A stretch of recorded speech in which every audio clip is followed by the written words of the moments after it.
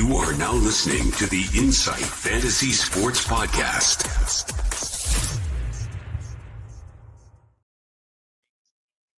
Welcome in and welcome all. We are back. It's the Insight NFL Podcast. Back with another trade talk edition in terms of SuperCoach for you tonight. It is Wednesday, the 15th of October. We're a couple of days out from week 7 starting in the NFL. Time is just absolutely flying. I'm your host, Mullin, joined by the SuperCoach Bros. I'm going to throw this one out there tonight with Mav and Secko. Throw it to you first. Mav, how are you feeling? I know you're pretty locked in on the AFL deadline at the moment, but, mate, it's time to talk some SuperCoach trades. Mate, to be honest with you, at the moment, I wouldn't call myself a SuperCoach Pro by any stretch. I don't even think I have the app installed. So that's how well my season has been going so far. My boy Cam Little let me down, DMP, this week of two field goals missed. So he's going to be a trade target on this show for me, and I'm going to absolutely roast him when that comes around. But no SuperCoach Pro here, man. I'm just here to talk football. There we go. And Mav, I do have to say, I said SuperCoach Bro. We've got a couple of the bros here. Don't I'm not going to pump your head up that much, mate. But Secko, the second half of the SuperCoach Bros. How are you feeling? Yeah, good, mate. Also not a pro. All I see is a bunch of people in our awesome WhatsApp community and Patreon who are doing way better than myself. But no, I'm going up the ranks. I'm almost inside the top 3,000 at the moment. I started about 20, I think, after the first round. So we're trying to get back, and we're trying to sort of build something, and hopefully we can give you some advice on who to trade out, and more importantly, who to get in to maximize the points and the dollars. Awesome. Yeah, this is a great show. Always look forward towards this one. I know for myself, being a little selfish, I always lock in my trades for the week after this show, after we get some nice ideas flowing here. A little bit of housekeeping as per usual. If you did miss our week 6 review on Monday night for SuperCoach, link is below. And also we dropped a new show this morning on YouTube, our buy low and sell high show for traditional fantasy. We myself, Mav and DFAB were all on. We gave you a pick each of a buy low and a sell high. Link is also below if you're looking for some trade ideas as we edge towards the halfway point in regular traditional fantasy season. Also moving on next, we usually do try and cover some questions and comments at the back end of the show. We'll be trying something a little bit different tonight. All of the comments, if you throw in, we will be answering any trade dilemma questions in terms of SuperCoach. If you've got any spots that you're not too sure of or players that you're humming and hawing about, throw them in and we'll be sure to try and get through all of them at the end of tonight's show. Excellent. Now that's out of the way, we usually do have injuries and a bit of updates. But again, being this time of the week, there's still plenty of practices to go over in the States where they are. So we don't really have new hard concrete news that we haven't covered in our shows leading up to week 7 as is. So stay tuned for tomorrow night's show. We will be going through our week 7 preview and our starts of the week. We'll hopefully have some more injury updates for all of you guys there. But moving on, before we head into our trade-ins and trade-outs, it's time to highlight our Unlimited League Week 6 top point score winner. And just to paint a picture here, if you haven't been involved in this league, 671 contestants, which is just absolutely mind-blowing the amount of love this league has been getting. Well, we'll quickly throw up here on the screen to highlight the Week 6 winner. Supercam Paulson dropping a big 609 for the week. I will quickly run through his team if it's a little too hard to see on the screen. So he had Jalen Hurts in his starting quarterback with the vice captain, Jackson Darnold at bench, Jonathan Taylor, Bijan Robinson, CMC, and Genti in his starting running backs, Judkins and Woody Marks on the bench. Nice play. Not starting Judkins there. Puka Nacua, George Pickens, Jamar Chase, JSN, Emeka Egbuka, and Tet McMillan in his starting wide receivers. Justin Jefferson, Travis Hunter on the bench. Trey McBride, Tyler Warren, starting tight ends. Brock Bowers on the bench. His kickers, both the Baltimore boys. Tyler Loop on the bench, so he would have had those 6 points come in. His defense, New England Patriots starting with 49ers on the bench. Another nice little start-sit decision. And Patty Mahomes with the captain that he would have gone ahead with, getting the 62. So he's capitalizing on his second highest score of the team for the week in the captain position. So, gents, we usually go through this one and kind of identify a couple of trade-ins and trade-outs. As we've got those pointers coming through later on the show, we'll just go through a couple of moves that would, players if we look to move out, whether it be with the bye coming up or just guys that we think are at their limit. So starting off with you, Secko, what's one move or one player you would look to move for week 7, giving the buys and also given break evens and everything like that? Yeah, absolutely. Look, it's first of all, it's a great read. It's a lovely looking team. He's done a pretty good job here, Super Cam, and given that he's holding McBride and Bowers, hopefully the bye week next week is not too harsh on him. But yeah, look, he's got a few. Obviously, Puka and Igbuka. Everyone who's serious about it's got those two. So you can choose to get rid of them or not. There's not really, I'd probably get rid of one this week because you want to maximise. Hunter's not a fittable option, so Jefferson comes on, but you want someone else, and we'll get to who that might be. But I'd probably I'd keep Puka and get rid of Igbuka from that team if it was me personally. Love it. And what about you, Mav? Any different takes that you have besides Secko there with keeping Puka and trading Igbuka? No, not really. I mean, that's probably a fair assessment. I don't like trading premiums by any stretch, but that team's looking good, mate. And it's crazy to think that Jackson Dart actually scored more points than Hurts and he could have got more points there and then. So, anyway. There we have it. So Supercam, Paulson, James, if you are watching this, please get in touch. We'll have a couple of posts up on socials tomorrow as well. So make sure to reach out and you can claim your weekly prize as we do offer that for our top weekly points winner. A nice standard squeeze 4-1. Those guys have been absolutely a great partner of the show. Their link is in the description below.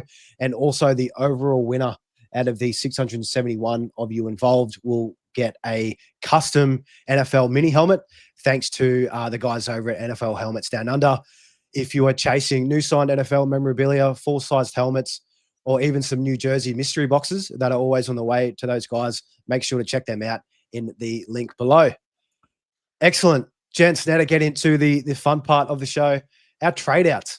It's been a massive week. We've been hammering on the amount of injuries that have occurred all week long from week 6. So let's start off with the quarterback position. Before we go ahead, Baltimore Ravens, Buffalo Bills are on buys this week. So again, keep in mind, Lamar Jackson, a lot of people would have had him traded out already given the injury.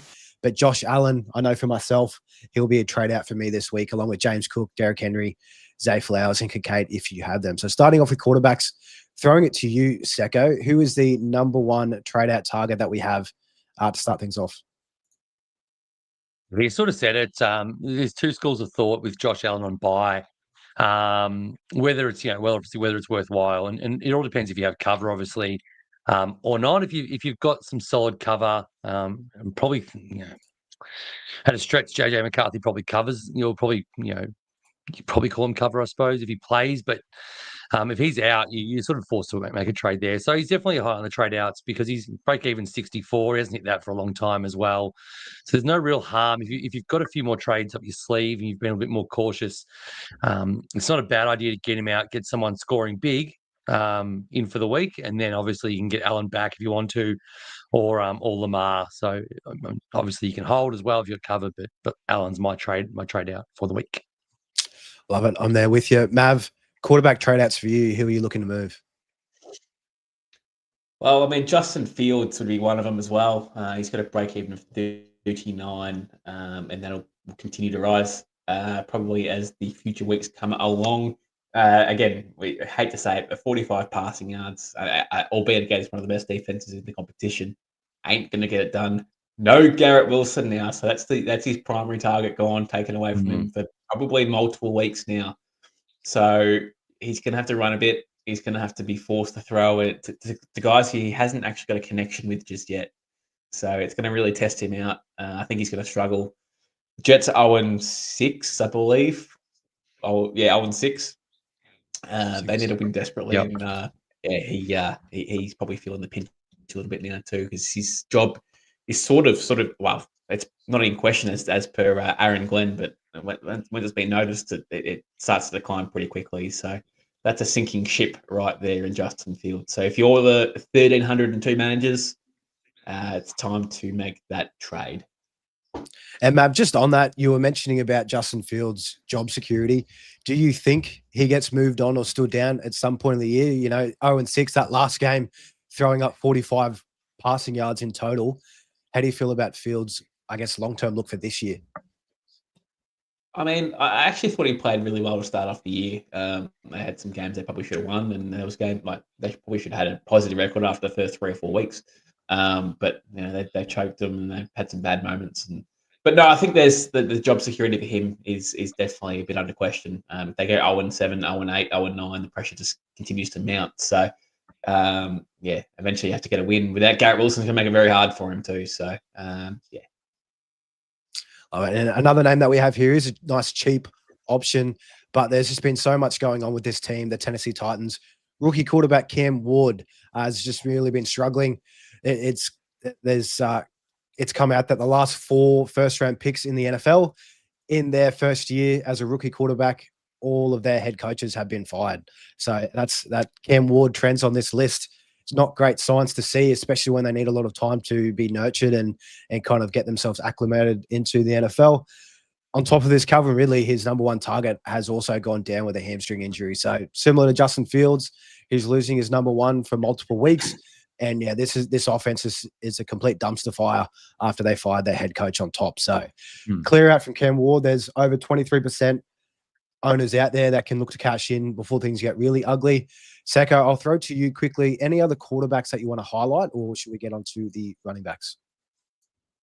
No, I think we've covered it. Obviously, if anyone had Lamar, they're holding for another week now. If you held for the last 2 weeks, you've been injured. So having only 2 teams on bye, there's no real pressing, as owned players. There's guys like Bo Nix and stuff who no one really owns. If you do own Bo Nix, he's just been a different guy. But yeah, not really relevant for SuperCoach. So we can go to running backs. Starting off with running back, I'll take the easy guy that was mentioned on last week's show. Marion Hampton, running back for the Chargers. Reports have come out last week that the injury might be worse than what we initially thought. He was lined up to miss 4 weeks on the IR as a minimum, but they think it might progress further on into the season. With that, he's at a nice $12.36 million. You can move him to a nice player, which we'll get into the running back trade-ins later on. So he's a nice, easy one to trade out if you do have him on deck. Mav, who's your number 1 running back you're looking to trade out this week? Well, there's probably a few that have big question marks. I mean, James Cook would be another one. He's owned by 11% of you guys out there. He's currently got a break-even of 70, and he's on the bye this week. So he's trending downwards and losing cash. So unless you've got cover on the bench, again, I don't like trading premiums, boys. I really don't. But if you're scared about losing cash, I think James Cook's fine, like long term. Rest of season schedule seems like it's okay. But it really depends if you have bench coverage or not, or you're looking to protect your rank or something like that. But yeah, 70 break even, he's going to go down, and he's probably going to be a trading target in a few weeks when his price is a bit more juicier when it comes down to maybe $15-16 million. So it's ebbs and flows with these guys, I suppose, isn't it? But he would be one to get off if you're looking to get some points in and save some cash. If you want to go to a Josh Jacobs and spend the $3 million, I can understand that as well. Yeah, it's a nice easy swap. Bringing in Jacobs there, and you've got to play the market when it comes to SuperCoach and balancing that cash with players. Secko, besides James Cook and Marion Hampton, who's a running back trade out this week? Yeah, there's 2 other guys. I'm with Mav in a lot of the thought of trading out primos and keeper types is not always ideal. But there's a couple of guys I want to bring up who are just sort of not performing at that elite level. Given there's only 4 running backs that we're going to start, at the end of the season, I don't really necessarily have these guys. Tippy top. Saquon Barkley's one of them. He hasn't totaled 100 plus yards in a game yet. He did that 10 times last year. So it's just alarm bells. The offense as a whole it's a real concern. But he's 17.4 mil, 48 break even. He hasn't really looked like getting near 48 in a game all year. His highest score is 32.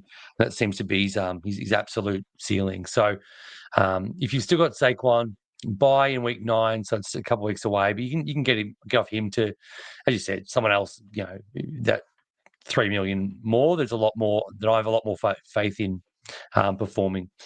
who may be past their buy already. Another one is Jameer Gibbs. He's a bit different. I still think there is life for Jameer, but he's almost 20 million.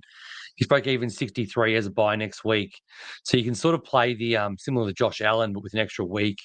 You can play the game, the money game that is SuperCoach. He's probably going to lose, given that he's only had one score over 35 all year. Break even 63. He's probably going to lose a couple of mil, potentially, and then you get 2 weeks next week no score. So you can get 2 weeks of a guy scoring off his money. And make some money on the back end if you want to get him back in or go elsewhere. Obviously, consider how much you're going to have to use to get back, and it's two trades to do it. But he's definitely an option to go. If you've got Bijan and CMC and Josh Jacobs and Jonathan Taylor, then you probably don't need Gibbs. You've already got four superstars. So, again, you can't fit all 6 of the top 6 in there, and you don't need to, because there's no need to put them all on the bench. So it's about deciding who you want to be your 4 running backs, and if you've already got them, and Gibbs can go before Genty, because Genty's still making cash. So there's your sort of thing there. If that's how you sort of already set up, Gibbs can go. You get the green light there. Love it. And that'll wrap up the running back trade outs. Wide receivers, and starting from the top, the number 1 wide receiver in SuperCoach this year, Puka Nacua, did suffer an ankle injury. It's looking like he'll miss this week over in London, and then they're on the bye in week 8. So there's going to be 2 weeks that you're without Puka. We were talking about trading, or having hesitancy to trade away primos, but if you are caught in a pinch, and I'll throw it to you, Mav, caught in a pinch, and you don't have the luxury of a wide receiver that's starting on your bench to bring in for Puka, are you looking to move him out and then potentially bringing him back in later on? This one I can understand a bit more, considering he's going to miss multiple weeks, right? We're including the bye in this one. So I can understand the thought process of actually trading out Puka. It's only realistically a short season in the NFL. 2 weeks is actually like 1/8 of your fantasy season, believe it or not. So it's actually a lot of games. When you think about it like that. Look, we're not even sure if he's going to miss even more time than that. It's projected he misses 2 and comes back after the bye. But again, it's not firm information. It could be worse. So again, one to monitor still. He would be a trade out target for sure. He's at $21 million currently, so you can pretty much trade him to anybody you like. If you want to go to like a Justin Jefferson route, you're going to make $5 million there, for example. He's just had his bye, so you have to worry about that. And then same with if you want to go to any other premium wide receiver, you're going to make money off it. So the thought process of trading Puka Nacua is fine. I just traded him in, so I don't really want to trade him out. But I think it's likely that I'm probably going to have to do it based off the fact that he ain't going to be playing for 2 weeks, and that's a big problem. Mav, just to ask on Puka before we go to Secko, do you have his break even there handy? Yeah, I do, mate. I do. And I'm going to try and not pull off my chair when I say this, but it is 69, a nice number for all you out there that know what this number means. We all don't mind it. So he's going down $1.6 million projection, and he does play again next. But a nice break even, a crisp 69 break even. Love it. Thanks for that, Mav. I'll act like I don't have the break even right in front of me as well, but that was just excellent. Secko, wide receivers to move out for week 7. There's some lower hanging fruit here. Garrett Wilson's probably a key one. If you've got him, he's going to be out for a couple of weeks. It looks like, at least, maybe even more than that. I think their bye is week 9. I might have that wrong, but if it is, there's a chance he misses the next 3. Week 3. So there's every chance he misses 2, which will be 3 weeks. You can't hold anyone. He's 15.4 million. Has a high break even, so when he comes back, he'll still lose more. And I don't think he's a keeper. So Garrett Wilson can go. Fields has shown that he's just too volatile to we thought Wilson was a lock, but now he's injured as well. It's just definitely out. And sad to say this, but Egbuka, he's been probably the absolute best cash cow we could have hoped for. He's made $10 million in 6 weeks. That's with going out in the start of the second quarter game. So he would have been way more than that. He's been absolutely amazing, and he's priced at a fantastic price to go across to, a bunch of guys who are coming off their bye who I consider to be top 6 candidates in the wide receiver call. So Igbuka's another one who can go if we need to. I'll let you handle another one if you wanted to, and I can talk to that if you need to. Yeah, so the next one that we do have here, Amon-Ra St. Brown, and very similar situation with Jahmyr Gibbs, obviously on the same team, Detroit Lions. After this week's game against Tampa Bay, they do have the bye as well. So you got to try and play the bye game. You can move him out. He's got a nice high break even of 61 as well, which might be a little bit tough. We'll see how that goes next week. If you move him out now and he doesn't quite hit that mark, he'll miss a bit of cash, and you'll also be able to bring him back in after the bye. In week 9, I believe they're back on deck. So Amon-Ra, nice little easy one to move out as well if you do have him there. And Secko, anything more on Amon-Ra on that? No, it was the same sort of play as Gibbs, which you mentioned in the running backs. It's if you've got the trades, it's not ideal, obviously, but it's a sort of 2-week play. He's going to lose money, then he's going to have a bye. So you can get someone in coming off their bye, potentially scoring well for 2 weeks, and then look to get Amon-Ra back. It's a $2 or $3 million discount if he has a bad week. So again, it's not. You want to look ahead. You want to do your planning. You want to make sure you got plenty of trades up your sleeve to do that. If you save some, it might be a play. If you've got plenty of boosts, because you do have to use your boosts eventually. You can't save them all for later. You may as well use them as you're going along. So again, it's a bit of a play for those few people that have actually got plenty of trades, and it'll help you with points over the next 2 weeks, no doubt. Yeah, I love it. You definitely can't keep your boosts for next season, guys. So keep that in mind. Tight end position, and throwing to you, Mav. I know you love talking about tight ends. Who's the number one guy you're looking to move out this week? There's always a few tight ends that I want to get rid of. We actually thought that at some point during around probably this time that Tyler Warren was going to be a trade out target, but he's looking like he's going to be a keeper for the year, isn't he? He's probably a top 3 tight end currently, maybe even higher. So he's probably a keeper. But look, Brock Bowers, if he ever comes back, probably. We don't actually really know. Apparently, sitting and resting is the best way to keep him healthy long term. There's no timetable. It's week to week. There's just nothing of any sort of information that he's going to be back this week or next week, or there's really no timetable yet being week to week. So wish they just said, guys, he's going to be out for a month. It'd be easy to just navigate what's actually happening. But there's probably no reaction happening to his knees. So it's probably just staying the same, and they're just going to keep resting him until they see improvements, which I understand. He would be one if you still own him, and another one would obviously be Mark Andrews as well. He's actually looking like he could be a trade target in a real life NFL at the deadline, and I'd say he probably gets moved on at some point. But he's unfortunately he's been playing pretty averagely at the moment, and he's a massive loser for Lamar being out for multiple weeks, and obviously getting that downgrade in Cooper Rush and not really seeing any production due to it. Yeah, and on bye this week as well for the Ravens. So if you do have him there, just over 4% owned, 1,300 managers out there. Also, Isaiah Likely as well coming into the fold for the Ravens. You expect him to ramp up after their bye. So, Mark Andrews, a must go. Secko, anybody else besides Brock Bowers and Andrews that you'd be looking to move out this week? There's a couple. I just wanted to loop back to something I found out today about Tyler Warren.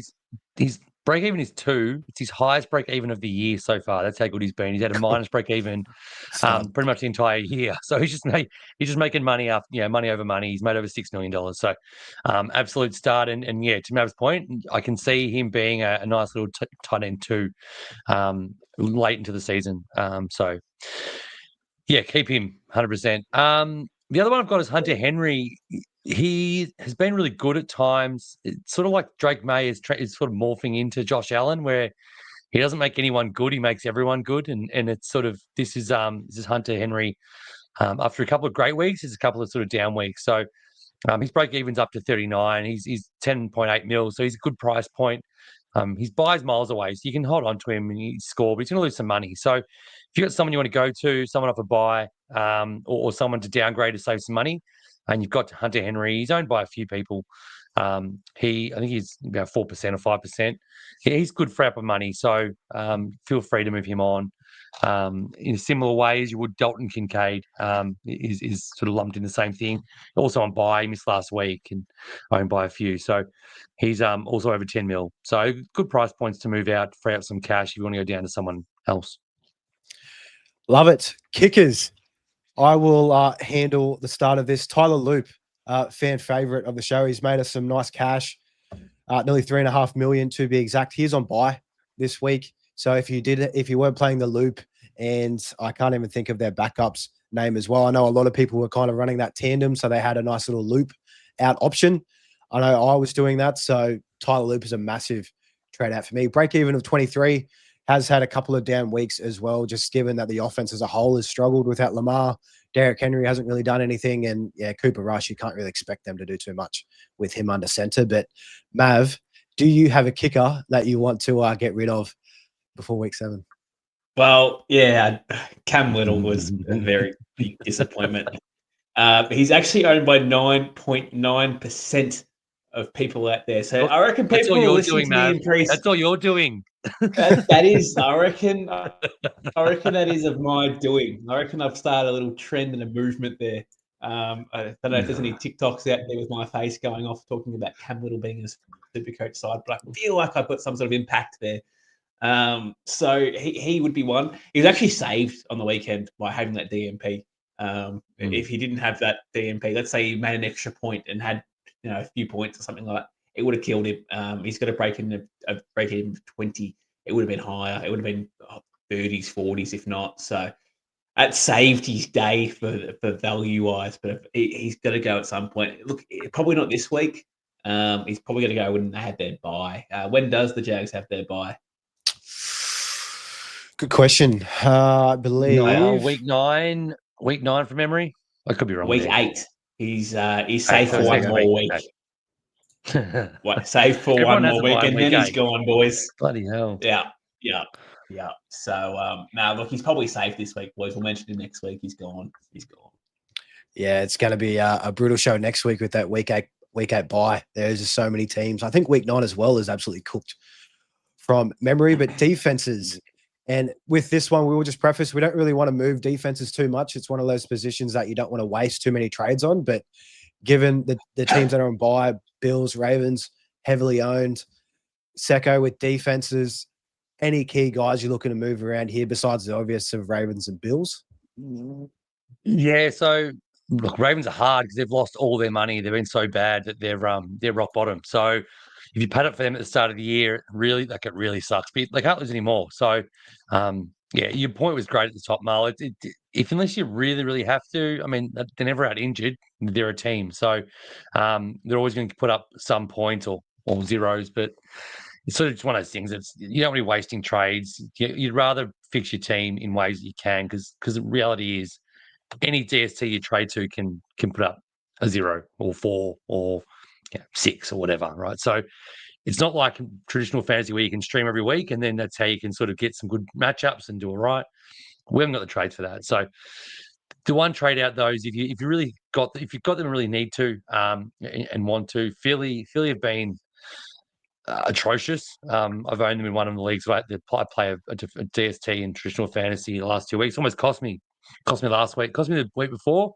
They scored like 3, and last week they scored I think 4, and it almost cost me the win. And these are against sort of good matchups. So they're just not performing at all. If you want to get rid of someone, if you want to go to a team that's already had their bias, you can just set and forget them. Feel free to do that. I wouldn't pay up though. So Philly's 8.6 million. I wouldn't pay any more for defense. I wouldn't lose money on that transaction. But yeah, their break even's 40. So buy next week 9. They're going to keep losing money. So if you're going to get rid of them in week 9 anyway, just do it now and lock up a team. Be it probably not Atlanta, maybe Chicago. They've actually been pretty good. Or Pittsburgh or Houston. So there's options there.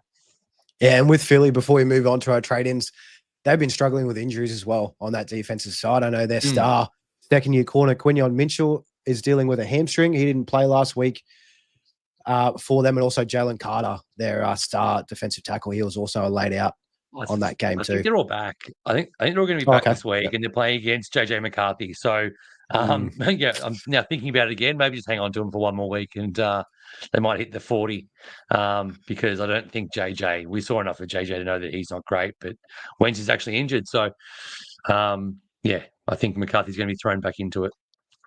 And that's a good segue into our trade in, starting off with quarterback. We do have JJ McCarthy here. If you don't have him, he is on the bubble. So he hasn't had those 3 scores put together for his pricer increase. Still at 3.7 million, minus 35 break even. So if you missed the boat on Dart, I know I did. I opted just to keep JJ on the bench and save a trade. You could look to bring in McCarthy as a nice cash cow. They are past their bye as well, I believe. Yeah, last week. Yeah, they were last week. So, yeah, McCarthy's a nice one to bring in if you do want to opt for a more cash gen approach moving forward. If you do need to move any of those primo positions, JJ is there. Mav, key trade-ins in the quarterback position for you this week? Oh, probably Caleb Williams would be one. Now, I don't really advocate for these guys, to be quite honest with you. Again, I've got a mixture of 4 QBs that I'm willing to go to in this format, and 4 only. Them 4 being Josh Allen, Lamar, Mahomes, and probably Drake May would be the other one. Yeah, they're probably the 4 QBs. You could even chuck in Dak if you needed, or Baker, or guys like that. But Caleb Williams is actually one step below these guys. He's having a really good year. He's averaging 40 points per game in this format. It's only 0.2 worse than Drake May. It's only 1 point worse than Dak. It's only 5 points worse than Josh Allen. So he's secretly having a really good year. And his next 3 or 4 weeks is quite juicy. So if you want a good pod and try and risk it for the biscuit, as I would say, you can trade him in. Because he's got New Orleans, Baltimore, Cincinnati, and the Giants in the next 4. So there's real opportunity there to really get some good points there. And this will show how good Caleb Williams really is. And he's been good for the first 5-6 weeks already. He's got some good upside. And let's see how we can if we can put the shit teams to the sword and give us some good fantasy value along the way. So yeah, he would be a nice little trade-in target if you want to go a different approach. He's got some sneaky wheels too. Gives you that production rushing production upside for SuperCoach. I know he had a rushing touchdown in the game just gone against the Commanders, and he just outright beat the defenders. He was just faster than them. So yeah, love that one there, Mav. Also passes by even better. Secko, for you, any quarterbacks that you're looking to bring in? We've got McCarthy, we've got Caleb Williams. Is there any other cheapies that you're looking to bring in, or have we missed the boat? Look, you haven't missed the boat on Jackson Dart. You've missed $4.7 million in your salary. So that's the only downside. He's break even still he's minus 33. It was minus 50 last week, sorry. So he's still an option. If you missed him, he's still an option. I still consider him a guy who's going to make a lot of money. It's just unfortunately you've missed out on a bit of cash there doing it. So you may choose not to. If not him, another one, a bit like Caleb Williams, he's not as good as Caleb, and he's probably a tier down, but it's CJ Stroud. He's come on a little bit. He looked a little bit better before the bye. His break even is 0. He's only 17 mil. He might be a guy to sort of get you through the next couple of weeks. If you're feeling that way inclined, he's got better sort of every week. He had 36 in round 4 and then 37 in week 5, and he's had the bye last week. So he might be someone you go to, but it's only if you sort of really want to play those dollars. I'd go down to Dart. Or I love the Caleb Williams shout. I love his next 3 weeks, particularly, and then you can reassess. But he's going to make money and score a lot of points against 3 average defenses at best. 2 of the best defenses in the game, actually, Cincy and Baltimore. You could have warned me to bring a bucket to this pod tonight when you mentioned CJ Stroud and being a trading candidate. I nearly fell off my chair and vomited all over myself. So you should have warned me, please. Next time. Mate. I'm just saying, watch this space. It's a shout. It's a bit of a wide lens shout. He has looked a lot better. His average is getting better. His rapport with Nico's getting better. Just, mate, he would have been an option last year. That's all I'm saying. Next you're going to tell me Kyle Pitts is a trading target when we get to tight ends. So anyway, Well, I might watch get there. this space. If he does it, I will. But no, I actually honestly don't mind CJ Stroud. Secko, 1.8% owned. I do think that passing game is going to start to click a little bit more after that bye. The rookies will get a little bit more involved in Jaden Higgins and Jalen Noel. Christian Kirk still trying to ramp up, and Nico Collins, we know how good he is, and their running game is absolutely poop. So coming up against the Seahawks, it might look a little tough on paper, but they're pretty decimated with injuries on that defensive side of the ball. You know, as we can see, Baker and really nobody absolutely cut those guys up the other week, or I think they still had a Mecca in that game. I don't know. There's too many games going on, too much going on. But we'll run straight in to running backs and just segue there.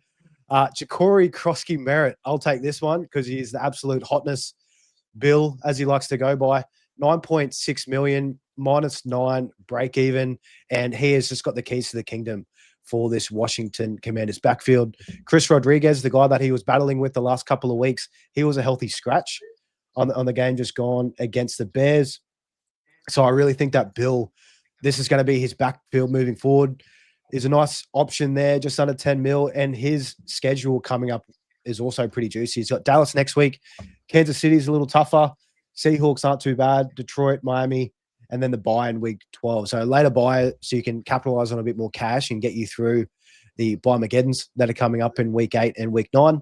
And he's a nice option there under 10 million. So Mav, is there any other cheap options or primo options here that you're looking to bring in as a running back trade-in?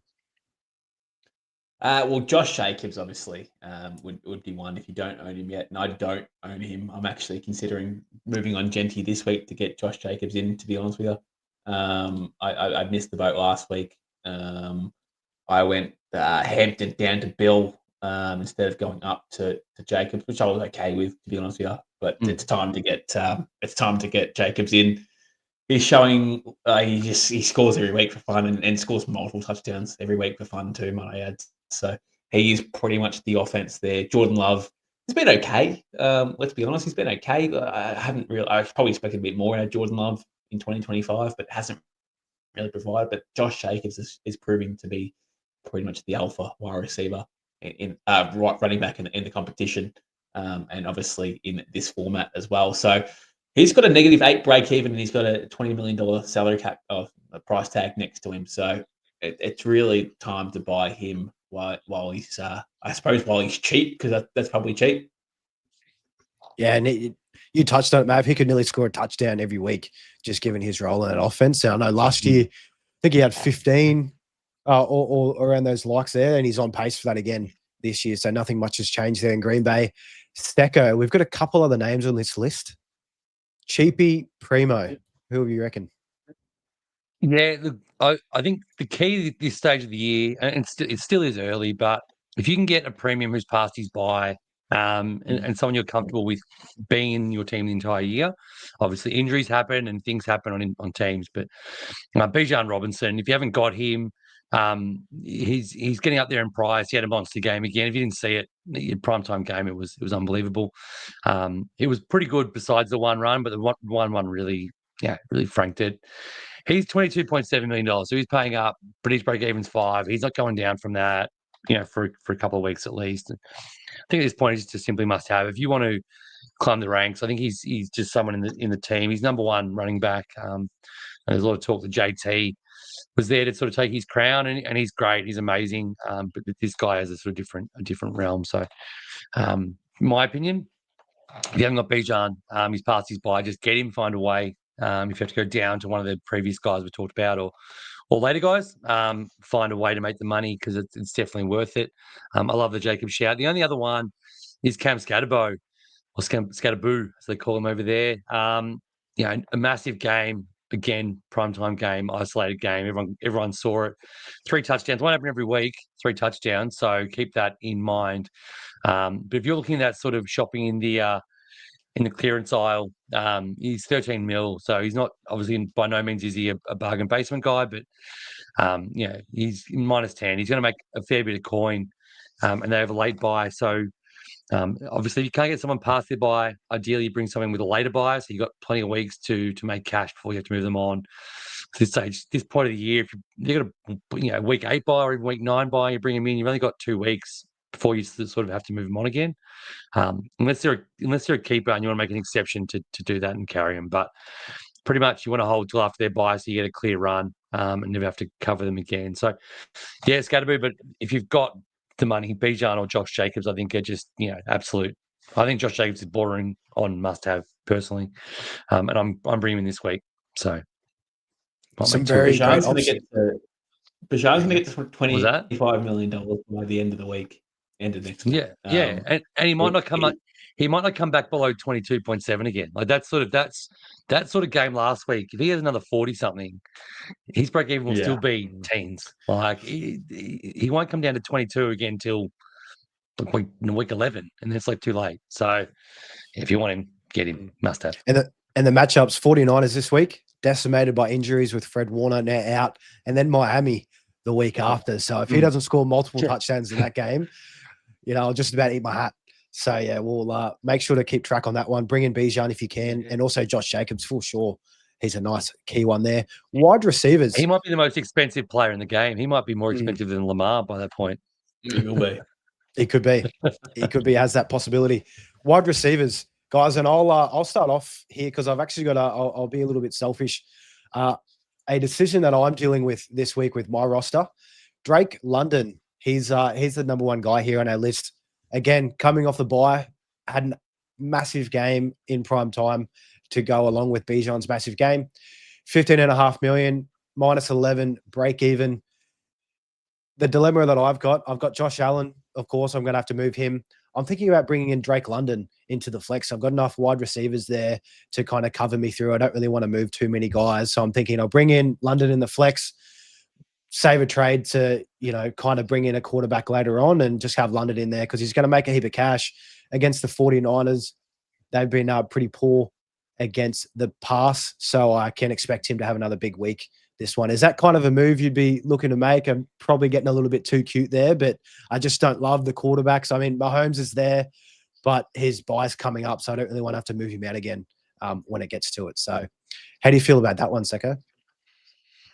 Yeah, I like it. It's out of the box, but it is saving a trade on Josh Allen out and back in. So if you think Josh Allen is a locked in top 2 option, you want him for the rest of the season, then that works because I'm assuming you've got 5. You had Igbuka and McMillan on field this week, just gone. Yeah, and so you've got 5 primos, and London will be a 6th primo in the wide receiver line. Yep. Because so that works. That works because then obviously from next week, Allen goes back into flex and Drake and London's in your line. And as we said, he's passed his buy. He's making money. He's probably not going to be below 15 mil for a while. The rapport with Penix is what we all thought pre-season, and why I had Drake London in my starting team is that he's had 13 receptions averaging 13 receptions last 2 weeks, 130 yards average and a touchdown each week. That's phenomenal in this format. What's that? 13.39, and so that's 50 points average.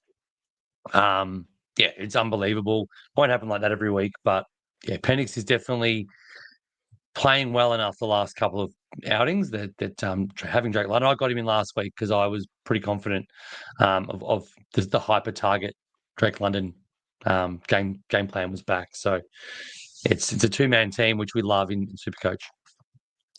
And Mav, throwing to you, plenty of options here to bring in at wide receiver. We've got some nice guys coming off of bye. Who's your number one outside of Drake London to bring in? I mean, wide receivers have been very hard this year, I reckon, in SuperCoach. It's been very, very tough. The position where it hasn't had a lot of consistency, I reckon, there's probably outside of a couple of players that have been consistently good week in, week out. Premium players have been very up and down for the most part. We've been unlucky with CD Lamb, obviously getting injured. If he's back this week, he could be a nice little trade candidate, obviously. But again, he's got his buy coming up anyway, so he might as well wait. We've been lucky with Jamar Chase, unlucky with Jamar Chase as well.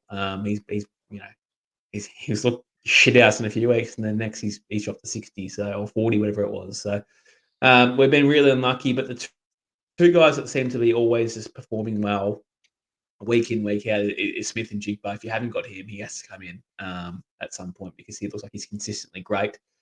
And I suppose Amon-Ra St. Brown, I know he's a trade-out target for a few of you guys, but for me, he's a trade-in target after the bye. He's been consistently good for the most part. Very, very, very good piece in the offense. But if we're talking about guys who've just had their bye and is a premium player, and we expect to get better, Justin Jefferson at $16 million could be a nice little bargain. I prefer Carson Wentz playing quarterback personally over McCarthy. I know if we had looked at our SuperCoach lenses, we'd probably McCarthy playing so we can generate some money there. But reality is that Carson Wentz has actually been the better quarterback when he's been out there than McCarthy. So it's one to watch. So we don't even know if McCarthy's back this week, but I think there should be a genuine game plan that they have to get Jefferson involved and get him going early so we can warm up and get into the game. There's a comment there from RJ. I'm just going to quickly mention it. It says there Puka to Jefferson. You actually spelled it wrong. I assume it's autocorrect, but Puka to Jefferson wouldn't be a bad one. You're going to gain, $5 million being itself. So not a bad trade for a guy who should get going quickly soon enough. He's been disappointing. He's the wide receiver 14 in terms of the average at the moment. So we expect that to rise and probably as quickly as this week. Yeah, probably the lowest cost that you'll be able to get him for too at 16 mil, fresh off his bye. Secko, wide receivers that you're looking to bring in this week. Yeah, another guy. There's two main guys off their bye. One of them is Nico Collins to go with my CJ Stroud take. Yeah, I think Nico is a legit top 6 guy. End of year. So I think he's just in the best 6 to 8 anyway. So he's a guy. He's off his bye. He's 15.8. He's got a 39 break even. So you probably wait if you wanted to. But when are you going to sort of go to him? Yeah, it's sort of like it's time to sort of build your team now. The other one is DK Metcalf. He's probably a bit of a left field. He's not the same tier as JJ or Nico or Drake, but he's clearly the only target, or the main target, but only target for Aaron Rodgers is playing sort of above where we thought he'd be at 41. Break even's 14 mil. So he's a target. He's a bit of a left fielder. I can't imagine his percentage is super high at the moment. Problem with him is he's a sort of low target, high yards per catch kind of guy. So he's the kind of guy who can be left out with a sort of 2 catch for 50 yards, 2 catch for 40 kind of outing and leave you with sort of 10 points. So it's not as probably consistent as Drake, JJ or Nico, but DK Metcalf still an option. If you believe in him, you believe in Aaron Rodgers, stay in there and providing him. Yeah, and off the bye, and he saw his highest target total of the year so far with 9. Only amounted to 4 catches, but 95 yards and a touchdown. So he doesn't need too much for DK to produce. Quickly, if you are looking for a cheap option, Matthew Golden is out there. He had his best game of the year so far, put up 23 last week. Break even is -6, which is nice and juicy. They've got the Cardinals this week. The Cardinals, Will Johnson, the rookie corner, is pretty good, but he'll probably be on Romeo Dobbs this game, so it should free things up for Golden. And also Steelers, Carolina, Philly. So, again, not real tough defenses for the number 2 or number 3 option for the Packers there. Nice and cheap, -6. Tight ends. A guy here that was the face of our waiver wire show on Tuesday, a guy that I think is just sticks out like a sore thumb to bring in. I brought him in a few weeks ago, probably a little bit early, but I can see David Njoku, his running mate, getting traded. That's Harold Fannin Jr., tight end for the Cleveland Browns. 6.12 million, -8 break even. He hasn't his bye yet. Bye is week 9, but with the Njoku news, I think Njoku doesn't play this week, so you've got a good couple, and probably a chance to not play next week either. So a good couple of weeks here with Fannin leading it. He's probably going to be the target leader for this team because Dylan Gabriel can't pass anything further than 15 yards, it seems like. So all those short underneath targets will all go towards Fannin Jr. And then again, Njoku could be traded as well over the next couple of weeks with the trade deadline approaching. So it'll just all be Harold Fannin Jr. there. Mav, tight ends. Again, you love talking about tight ends. It's a shame that you didn't have Cole Pitts on this list. I might have to quickly type that in for you, but any names in a tight end that you're looking to bring in this week? If we're talking post-buy, Tucker Kraft, obviously, if you don't own him, he's not too bad. He's got a break-even of 19. He's at an affordable $10.5 million, so you're not really breaking the bank for him by any stretch. His role's pretty safe. He might be the best passing option on the squad. Unfortunately, he had a smash matchup last week. He only had 2 catches, but saved by a diving touchdown that he had by about 3 millimeters. Just got it over the line, but he's currently ranked as the tight end 8 on the year, based off average per game. But again, we're separated by a few points from first to 8th, so it's not really a big difference there. It's a touchdown in it, really, in any given week. So he's safe. You could almost bring in George Kittle a couple of weeks too. He's back. So he's another one that will come back in and be good for their sides. But Tucker Kraft for me. Secko, any other tight end names here that you want to bring up? So the guy a lot of people bought in last week, Darren Waller. He went up. He had a lesser game than probably many thought, and he'd had the previous weeks, but he got saved by a touchdown late. But didn't really do a lot.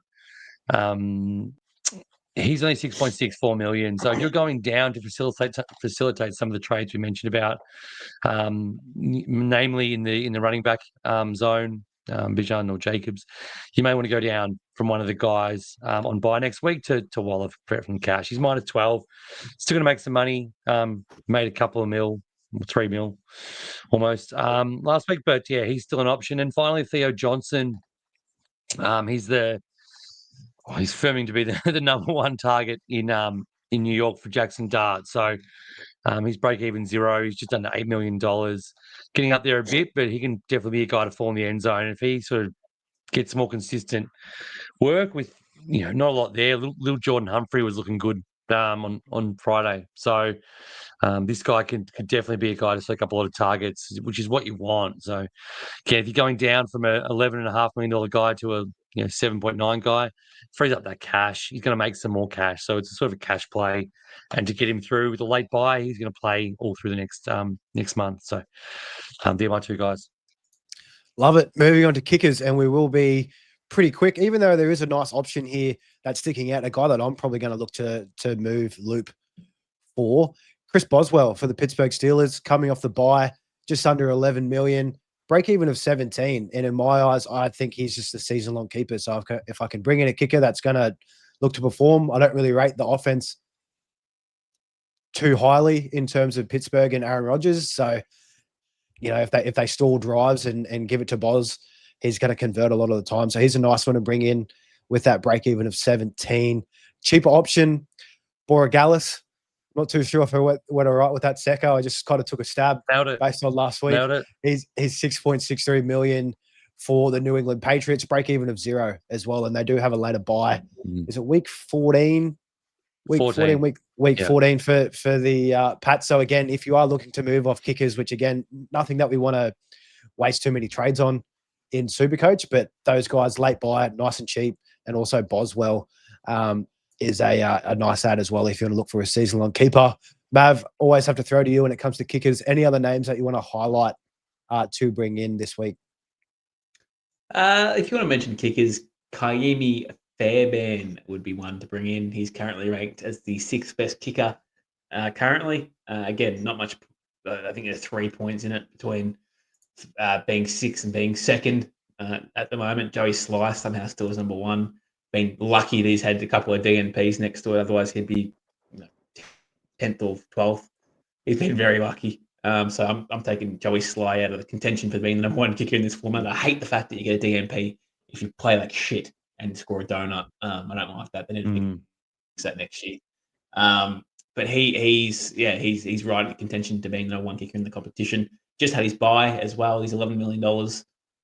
So he's available for the remainder of the year if you want to go down that path.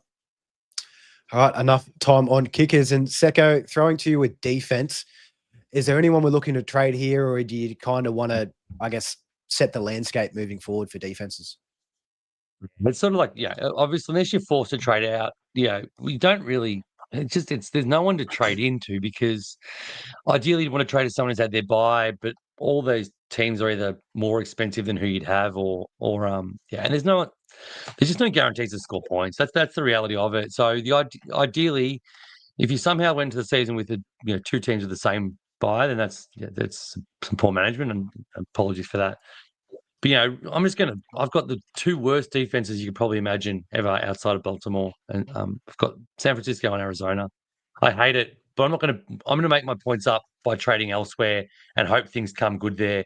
And then when it's San Fran's bye, I'll have Arizona in the starting lineup. I'll have Arizona in the rest of the time, vice versa, whatever it is. And I just don't care enough anymore because their 5 is as good as Houston's 8 in my head.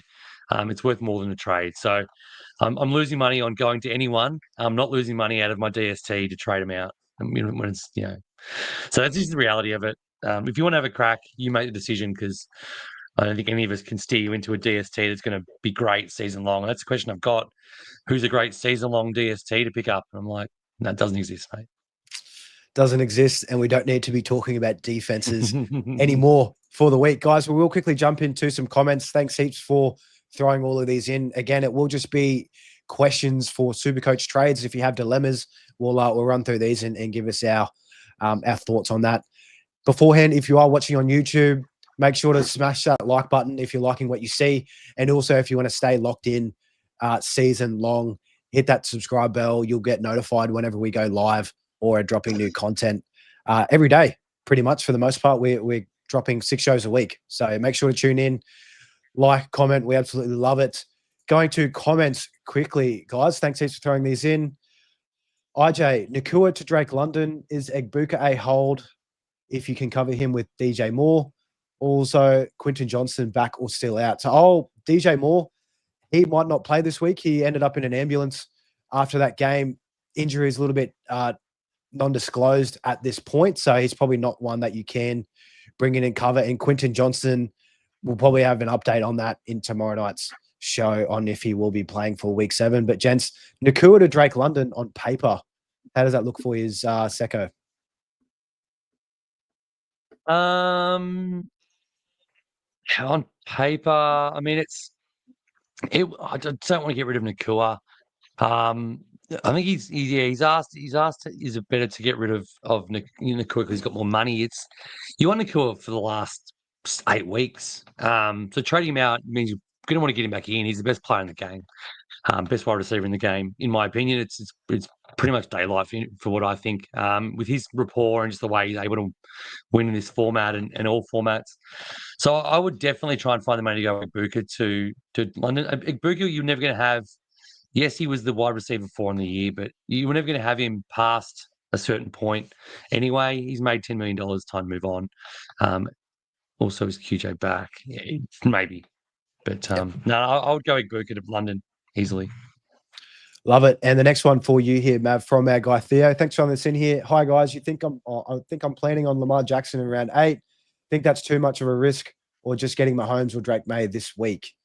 What do you make of that, Mav? Well, it could be a risk at some point throughout the year. I mean, their record has been pretty pox to start the year, and they need to be nearly close, near on perfect to make the playoffs. So eventually, we'll get to a point, possibly if they lose a few more games, they might shut him down at the back end of the year and just hold him. So yeah, look, it is a slight risk in that regard, but you'd expect him to start getting going at some point and winning games of football. But the defense is crap, so yeah, look, you risk it to get the biscuit, right? So I think if you traded in any of those guys, you're fine. I don't think there's much real risk. But if I had to, well, Mahomes has been fantastic, isn't he? He's been awesome. So with Rice back, so if you had to rank him, it'd be Lamar, Mahomes, Drake May. That's not even obviously a question, but yeah, bit of risk, but a lot of reward. And with Lamar, Chicago and Miami, if he is healthy off the bye. So 2 absolute smash matchups there. One here from Xander. Hey, lads, love the work. Thanks, Xander. Wondering if Odunze is a trade out for JSN, meaning I will have JSN, St. Brown, and Nakua. Secko.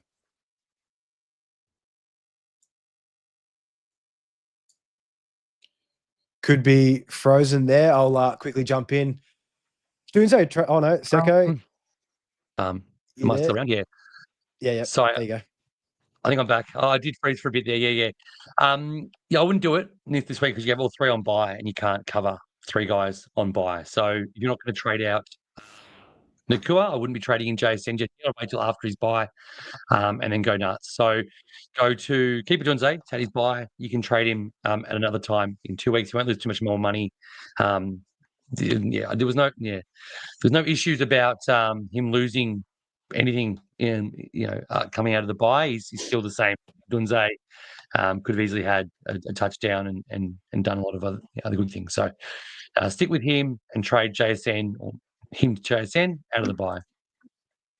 Love it. And from Lachlan, evening lads, want some thoughts in the trading? Sorry, mate. The following. I got to drop. I got to all go good. now. Good luck, everyone. Thanks, boys. Have a good rest of the show. Cheers, bye. Thanks, Secko. And I just have to say the absolutely disgusting thing, Secko has to leave because he has an NBA draft in the middle of an NFL show. You just hate to read about it. But of course, NBA is picking up. If you are interested in NBA, jump over to Ball Logic. That is the Insight NBA podcast. And those guys have been absolutely killing it. SuperCoach, traditional NBA fantasy. Make sure to get involved, but you definitely won't be catching me playing NBA fantasy this year. From Lachlan Hamilton, we covered that one there. No, maybe not. Lachlan, thanks for throwing this in here. Trading in the following coming weeks. Odunze, Egbuka, Puka. Definitely trading Bales this week and tempted to go Gibbs to Jacobs, given he's had the bye. I'll take this one. Gibbs to Jacobs, that's a lovely trade. That's a nice and easy one. Again, Odunze, you probably look to hold on him to get you through. He's off his bye and his break even is still pretty low. And especially if DJ Moore does miss time, Odunze will just go ballistic. So hold on to Odunze. And again, on Secko's earlier comment, if you need to move Puka or Egbuka, move Egbuka if you can, because Puka's going to be in your team for the long term. But if you need to free up a bit of cash, you can make that one. IJ here, JJ McCarthy back this week. We'll wait and find out. We will have more news on it tomorrow. I don't think it's been confirmed as of yet, but it's probably trending in that way. And on that, you have Allen. So, yeah, you could bring in JJ as a flex with Mahomes as your starting QB. That's a nice move to make. Josh Zapp, and I'll throw this one to you, Mav. Hey, boys, can I cover Puka and Egbuka with Diggs and McMillan? I have Hurts, Josh Allen, and JJ. Thinking to go Josh Allen to Mahomes and trade kicker on bye. Will either get Allen back or Lamar when Hurts is on bye. So great. That last part, that's great. Bringing Allen or Lamar back when Hurts is on his bye. I'll be doing the same thing on my team. But Mav, for the first part of this question, how do you feel about it? I mean, if he can cover, okay, I get it. Tet's been really up and down. So he had 2 touchdowns against Dallas, but only had 35. Yeah, three catches, 30 odd yards. Yeah, 30 something yards. So he's not really getting going. Unfortunately, Ted McMillan. And same with Diggs, very up and down in the offense. He could be the wide receiver in 1 week, but wide receiver 3 the next week. So it's hard to do, but and I understand the fact that you don't want to trade Puka. I fully understand. So maybe you keep Puka and trade off Egbuka and maybe go elsewhere. If you can cover him with one of those players, I think that's okay. But I think Egbuka's a massive trade out candidate and should be gone. And not based off talent, just based off weeks he could miss and potentially re-aggravation of injury with hammy. So it's tough for them. So yeah, especially in this game. Yeah, it is. And they should, off the bye too, they should have Mike Evans healthy, Chris Godwin, Bucky Irving. So all that massive piece of the pie that Egbuka have, that will definitely shrink with all those guys coming back in. RJ, thoughts on Javonte Williams and Judkins? Are they holds? Can go to Josh Jacobs. So in our trade or buy low, sell high show in traditional fantasy, Mav actually had Javonte Williams as a big sell high. And I think it'll probably go for the same here in SuperCoach too, Mav. If you can go Javonte to Josh Jacobs, Javonte has his bye coming up. Josh Jacobs coming off the bye, and also CeeDee Lamb is expected to come into the fold, so he will see some of that work as well. So Javonte to Josh Jacobs, I'd probably hold on to Judkins. He'll make probably a little bit more cash out of those two there. Next one here from Theo, throwing to you, Mav. Drake London or DK Metcalf? I prefer DK as I trust Rogers more than Penix. Which way are you leaning with this one, Matt? I think Drake London I would probably go to if I had to put a preference on it. I don't really trust any of those QBs that you mentioned, Rogers or Penix, to be fair. If you had to pick one, I probably would trust Rogers more too, but Drake London also is probably the better player with a larger, probably in a better offense, to be fair. So at least they can move the ball. And then at least he's probably the main wide receiver, or the wide receiver at the moment at the Falcons. There's no one else really that's stealing anything off him. So Rogers will pass the ball around, dump it to running backs. He'll use Caleb Austin, he'll use other guys, use tight ends. So he's got a bit of competition there, and not really a high volume guy at this point of the season, while Drake London is. So yeah, that's sort of where I would go. Yeah, a lot more consistency with London for sure. I'd be on that one with you there, Mav. Lachlan Hammond here, thinking of boosting and going Egbuka, Bowers, and Gibbs to McCaffrey, Drake London, and Fannin Jr., unless there is other downgrade options for my bench. Fannin Jr. is probably the cheapest. Will probably get the most work. So, yeah, I'd probably go with Fannin. By doing these, I'll have 2.2 million cash. Yeah, honestly, Lachlan, that's Ripper, mate. I feel like he's just throwing that one into boast. But no, that's a great move to make for this weekend, using up one of those boosts. One here from Josh to tie in from before. Also, could use boost and get rid of TJ Hawkinson, who's just rotting on the bench at the moment. Is there a must-have to pick up? Look, Harold Fannin Jr., I think he's going to make a whole heap of cash. He does have that week 9 bye. But again, trying to get the crystal ball out and looking forward to seeing what's coming, I really do think Njoku's on the way out and he'll miss the next couple of weeks. So if you can use the boost, get rid of TJ Hawk for Fannin, you'll make yourself some cash there. Alex been running Vikings defense and picked up Green Bay for the buy. No idea why they're available. I'll take it. That's a nice little pickup in traditional fantasy. Love it there. Egbuka to Jefferson. Yep, that's a nice trade there, RJ. Jordan L. Javonte Williams, a keep or trade. Again, just touching on this. At this point, Javonte Williams, he is a trade out, I think. I think that's pretty strong. He's made a whole heap of cash. He's done what he's needed to do. He's on the bit of a downslope now, and their buy's coming up. So, yeah, Javonte, if you can move him out, you can pick up a nice primo. Start Waller or Kraft. I think Waller has the Cleveland Browns this week. Just checking that now. Waller has got Cleveland. Yep. Cleveland, and then Kraft has they've got an Arizona. So yeah, Kraft with a bullet. Yeah, Cleveland have been pretty good against tight ends. Love that there. Moving on. Where are we here? Kobe, the closer. Thanks for showing this one here near Kobe. Need an opinion, lad. McConkey versus the Colts with Quinton questionable. Absolutely. Worthy versus Raiders with Rice back. Sutton versus Giants. Start 2, sit 1. For me, it's Worthy. What about you, Mav? That I'm sitting? Yeah, Worthy for me too, mate. But Sutton and Ladd are better in way. Well, not better offenses, I suppose, but just better fantasy options. Ladd definitely. Sutton definitely too. Yeah, no question. Yeah, I'm saying full PPR too, by the looks of it as well. And honestly, they both could eat against the Raiders, but yeah, definitely if you can go Rice back. Yeah, Rice back, and it's definitely gonna eat away from him here. And last one here from Lachlan Hammond before we close this out. Another idea is doing Henderson, Gibbs, and Bowers, Vidal, Gibbs, McCaffrey and Fannin Jr. for cash next week for Lamar. I've been seeing a fair few trade-ins about Kamani Vidal.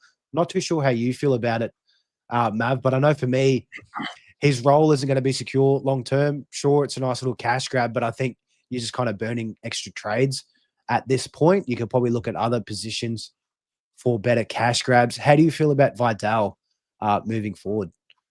Well, it's more of a question of Vidal. I don't think. Oh, he's technically on the bubble this week, so he's going to actually go up in price. I thought he might be an extra week, but he's going to go up $1.7 million, -23 break even. So, yeah, technically, if you're looking for a downgrade option, you could do that. Just be wary that you could be stuck with him if that's the case. You might not make money off him because there might not be another downgrade target after Vidal. So you could be stuck with him if you can't go anywhere else. I mean, and I know I said that was the last one, but I see the Brisbane Lions logo here from Ollie. Thanks for throwing this in here, Ollie. Is it worth trading Saquon and Henderson to Vidal and a Primo running back, considering I only have 14 trades? So, yeah, Mav, again, touching on your Vidal, is this, I know Saquon, that's a big trade out. Are you trading Henderson at this point? I mean, he's been very woeful. You can't trust the offense. Stevenson is still getting the workload there, even with all of his fumbles. But how do you feel about this one as our last question of the evening? Well, I mean, I traded Henderson weeks ago, so he was long gone 3 or 4 weeks ago. So he probably still is a trade out candidate at this point. But probably the later you leave it, the more he might get more involved in the offense. So it's a question of when and where he actually starts getting going. Maybe in a couple of weeks, but you could do that. Yeah, absolutely. I don't think that's a bad one. Love it, guys. That will wrap things up here for our trade show this week. Thanks heaps for tuning in, throwing in some nice questions. I'm sure that a lot of other listeners were dealing with the same dilemmas there as well. So it's always good to cover that one. Guys, again, throw this up from IJ. If you are enjoying it, make sure to give the stream a nice little like there. I just have to throw it up. Mav, it's nice there. But that will wrap things up for our trade show. If you are looking for captain's choices for week 7, we will have our captain's huddle dropping tomorrow morning, nice and early, so it gives you some time to prepare for the week. And if you are playing traditional fantasy or want to look to get involved and see how that plays out, our week 7 preview and our starts of the week will be live tomorrow night, as per usual at 7:30 p.m. AEDT. That'll do us here for the Insight NFL podcast. Thanks for tuning in. We'll see you guys tomorrow. See you.